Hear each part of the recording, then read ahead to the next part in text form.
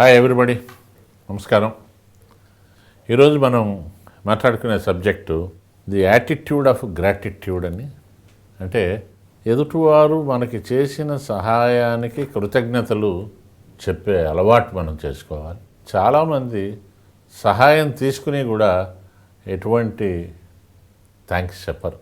ఈరోజు నుంచి ఒక కొత్త అలవాటు చేసుకుందామండి. మనం రోజుకి కనీసం ముగ్గురికి మీరు కృతజ్ఞతలు చెప్పడం స్టార్ట్ చేయాలి.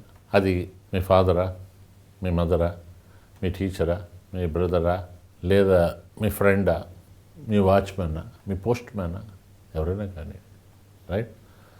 మనం వారి నుంచి చిన్న సహాయం పొందినా కూడా స్మైల్ తోటి గ్రాటిట్యూడ్ ధన్యవాదాలు వాళ్ళకి చెప్పాలి. ఎందుకంటే నేను నీ వల్ల బెనిఫిట్ అయ్యాను.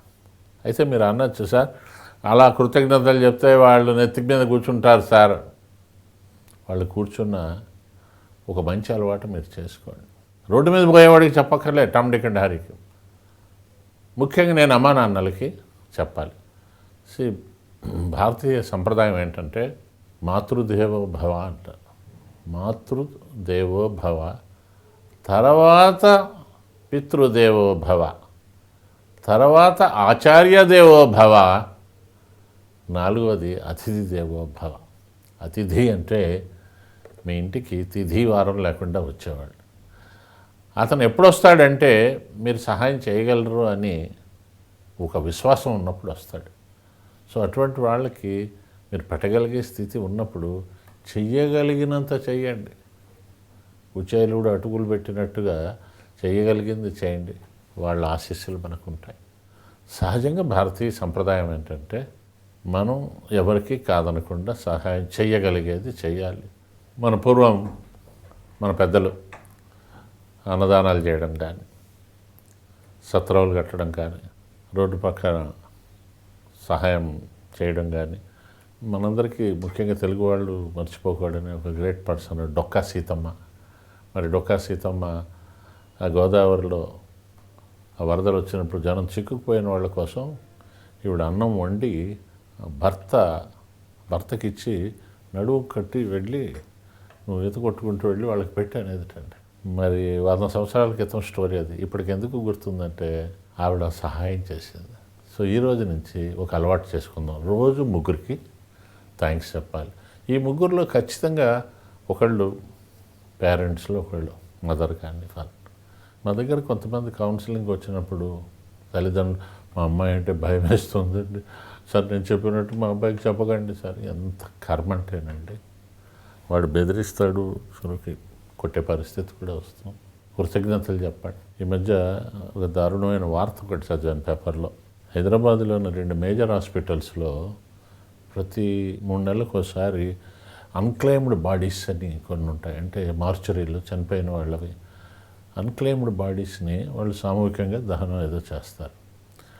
అందులో నేను ఒకసారి ఒక డాక్టర్ని అడిగాను, ఏమంటే నిజంగా వాళ్ళు ఎవరో వాళ్ళకి తెలియదా అంటే, ఇందులో కొంతమందిని తల్లిదండ్రులు వచ్చి చూసి గుర్తుపట్టారు, కానీ వాడు పెట్టిన టార్చర్ వీళ్ళు భరించలేక డెడ్ బాడీని కూడా తీసుకెళ్ళలేదు. అవి మామూలుగా మున్సిపాలిటీ వాళ్ళు దహనం చేస్తారు. ఇది చాలా దారుణమైన సంఘటన. అంటే ఆ పిల్లవాడు ఎంత టార్చర్ చేసి ఉంటాడు. కనీసం ఈ రోజు నుంచి అండి మనం తప్పు చేయక్కర్లేదు. అలాగని వాళ్ళు మంచిగా రోజు ఏదో రకంగా అమ్మ ఈరోజు టిఫిన్ ఎక్సలెంట్ అమ్మా, థ్యాంక్స్ అమ్మా, నేను కరెక్ట్గా ఈ టేస్ట్ కోసం చూస్తున్నాను. ఒక భర్త కూడా భార్యకి కృతజ్ఞతలు చెప్పాలి. పాపం ఆవిడ కష్టపడి తయారు చేసి ఏదో టీవీలో వంట తయారు చేసి పట్టుకొస్తుంది, తినమంటే మింగుతూ ఉంటాడు గుట్టుకోమని. ఆవిడ చూస్తూ ఉంటుంది ఫేస్ కేసి, చెప్తాడా లేదా అని. ఏం చెప్పడాడు, సరే ఉండబట్టలే ఏమండి ఎలా ఉంది అంటే నా మొహంలా ఉంది అంటాడు. ఆవిడేమనుకుంటుందంటే కరెక్టే, వీడి మొహంలాగే ఉంది. పైకి అందని, పైకంటే ఏడుస్తాడు. ఎందుకంటే ఆడపిల్లకి ఇండియాలో మొన్నటి దాకా సెలక్షన్, హస్బెండ్ సెలక్షన్ ఆ అమ్మాయిది కాదు, వాళ్ళ నాన్న. అందుకని తనకి ఇష్టం లేకపోయినా చేసుకుంది. నా మొహంలా ఉంది అంటే కరెక్టే అంట. అందుకని మాట్లాడకుండా ఏం చెప్పాలంటే తినగానే అది తింటుంటేనే చాలా బాగుంది అని. బాగా లేదనుకోండి, నువ్వు చేసినట్లేదేంటి, ఇలా ఉందేంటి.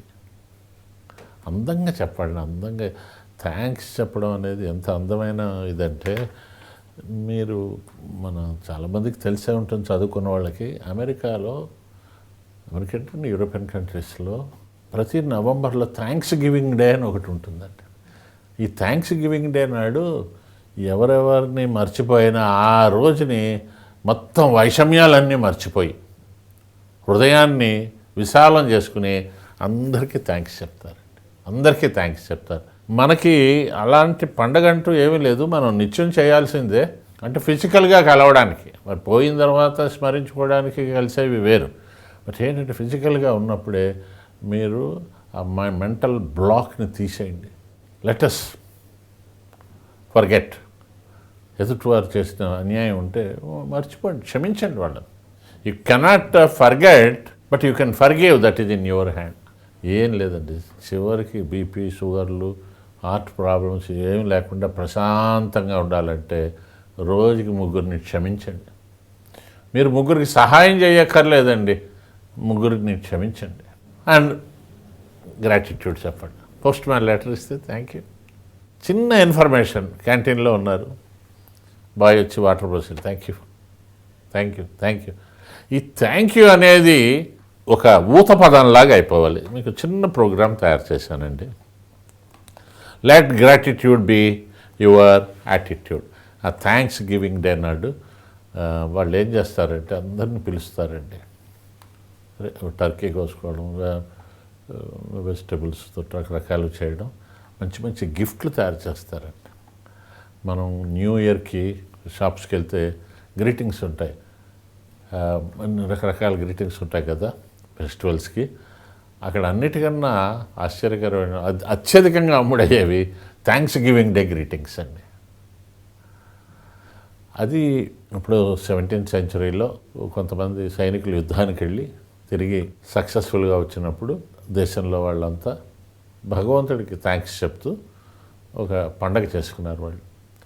అప్పటి నుంచి అది ఒక ఆచారంలాగా వస్తూ ఉంటుంది. Every day of your life is a gift and a bonus. రోజునండి మీరు థ్యాంక్స్ చెప్పి పడుకుంటేనండి అహంకారం వదిలేయాలండి. అహంకారం నేనే చెప్పాలా, ఆవిడ చెప్పదా, ఈ అత్త కోడళ్ళ మధ్యలో కానీ అల్లుడు నేనే చెప్పండి. బికాస్ మీరు మంచి హృదయం ఉన్నవాళ్ళు, చెప్పండి. చెప్తే అవతల వాళ్ళు సిగ్గుపడతారు కూడా. November is the synonymous for thanks giving in America. Don't waste your life by being angry with anyone. ఇది ఒకటి గుర్తుపెట్టుకోండి. చాలా జబ్బులు రాకుండా నివారణ చేసుకోవాలంటే కోపాన్ని తగ్గించుకోవాలి. గతంలో మనం మాట్లాడుకున్నాం, కోపం కొంపలు ముంచుతుంది. ఒక్కసారి కోపం రాగానే మీ శరీరంలో అనేక మార్పులు వస్తాయి. ఒక్కసారి రక్త ప్రసరణ చాలా ఫాస్ట్ అయిపోతుంది, కళ్ళు ఎర్రగా అవుతాయి, నుదుటి మీద చెమట పడుతుంది, నోటికి ఏది వస్తే అది, చేతికి ఏది వస్తే అది పడేయాలనిపిస్తుంది. వాళ్ళని క్షమించారనుకోండి, అయితే థ్యాంక్స్ అన్నారనుకోండి, అంతవరకు రానీకండి. యాంగ్రీ అయితే నష్టపోయేది మీరే. మనం ఎప్పుడో విన్నామండి చిన్నప్పుడు. ఇప్పుడు ఏంటో పద్యాలు చెప్పట్లేదు. తన కోపమే తన శత్రువు, తన శాంతమే తనకు రక్ష. ఈ మన శాంతము మనకు రక్ష అని మనం చదువుకున్నాం కదా. పద్యాలు అప్పుడు పట్టించేవారు. ఎందుకు పట్టించారంటే ఇందుకే, తన కోపమే తన శత్రువు. నిజానికి ఆ కోపాన్ని కానీ కంట్రోల్ చేసుకోగలిగితే, ఆ ప్లేస్లో థ్యాంక్స్ చెప్పగలిగితే ఇన్ని ప్రాబ్లమ్స్ ఉండవండి. Next, if you want happiness forever, be thankful as you possibly can. ఎన్నిసార్లు లేదా థ్యాంక్ యూ సార్, అంటే మరీ అతిగా చెయ్యకండి. ఎదుటివారిని ప్లీజ్ చేయడానికి అనకండి. ఎదుటివారిని ఎక్కువ ప్లీజ్ చేయడానికి అన్నామనుకోండి, అదేదో బిజినెస్ థ్యాంక్స్ అనుకుంటారండి. బయట ఏదో ఒకసారి చెప్తే పర్లేదు, బట్ మన ఇంట్లో వాళ్ళని, మన వాళ్ళని అంటే థ్యాంక్ యూ అని గట్టిగా అనగా. ఇప్పుడు సపోజ్ వైఫ్ కూర తాగానే ఆవిడ టీ ఇవ్వగానే థ్యాంక్ యూ డార్లింగ్ అలా అన్నారనుకోండి, మళ్ళీ ప్రమాదం. ఇది వ్యంగ్యంగా అంటున్నారు అనుకుంటుంది. అందుకని నువ్వు తాగావా అనండి, అది కూడా థ్యాంక్స్ చెప్పడమే. నువ్వు తాగా చేత్తో అందుకోండి. చాలామంది మొగుళ్ళు చేత్తో అందుకోరండి. ఇదిగో కాకుండా ఆడబెట్టి అంటాడు. అహంకారం. అంటే ఇండియాలో కొంతమంది ఇంకా మొగుళ్ళు అలా ఉన్నారండి. ఏం చూసుకున్న అహంకారం. నెక్స్ట్ జనరేషన్ అమ్మాయిలు గట్టిగా ఇస్తారండి. So let your mind dwell on the blessings, not the curses. మీరు భగవంతుడికి ఎప్పుడు కూడా కృతజ్ఞతలు. భగవంతుడు కాకపోతే నేచర్ కాకపోతే మీ తల్లిదండ్రులు. మీరున్న పరిస్థితుల్లో మీరు చాలామంది కన్నా అదృష్టవంతులు. ఉదయం లేవగానే మీ కాళ్ళతో మీరు సరిగ్గా నడవగలిగి మీ చేతులతో మీరు భోజనం చేయగలిగితే హాస్పిటల్స్లో ఉన్న వాళ్ళకన్నా అదృష్టవంతులు. అంటే మనం కొన్ని గుర్తించమండి. We count only our curses, not the blessings. మీ పెళ్ళి అయిన తర్వాత కూడా మీ అమ్మా నాన్నలతో మీరు కలిసి ఉంటే చాలామంది కన్నా అదృష్టవంతులు. కౌంట్ యువర్ బ్లెస్సింగ్స్ అండి. రోజు రోజుకి మీరు చేస్తున్నవి ఏంటి? మీకు కనీసం ఉద్యోగం ఉంది మీ చదువుకి. పెద్ద పెద్ద చదువులు చదివి చిన్న ఉద్యోగాలు చేస్తూ సరిపోక నానా ఇబ్బందులు పడుతున్న వాళ్ళు ఉన్నారు. So thank the God, thank the parents. అసలు నన్ను అడిగితేనండి, బయటకు వెళ్ళినప్పుడల్లా అమ్మ నాన్నలకి నమస్కారం పెట్టుకుని వెళ్తే మనస్ఫూర్తిగా బ్లెస్ చేసేది వాళ్ళేనండి. నీకు అన్నీ విజయం సాధించాలి అనుకుంటారు. వాళ్ళు వెంటనే మీరు దండం పెట్టకంటే లేపేస్తారు. వీడు అసలు దండం పెట్టాడు. ఈ మధ్య ఫ్యాషన్ అయిపోయిందండి. చాలా సక్సెస్ అయిన తర్వాత కూడా అమ్మకి ఇట్లా వంగుతాడు. ఇది పట్టు కూడా వంగదండి. జస్ట్ ఇట్లా అంటే వదిలేరా అంటుందా. వాళ్ళకి బ్లెస్సింగ్స్ కూడా ఏ మనస్ఫూర్తిగా ఇవ్వలేరండి. ఒకసారి ప్రేమ్చంద్ గొప్ప రైటరు, ఆయన కాశీ వెళ్తుంటే ఇద్దరు కొడుకులు వచ్చారు రైల్వే స్టేషన్కి అమ్మని నాన్నని దింపడానికి. చిన్నాడు ఓకే డాడ్ రైట్ అన్నాడు.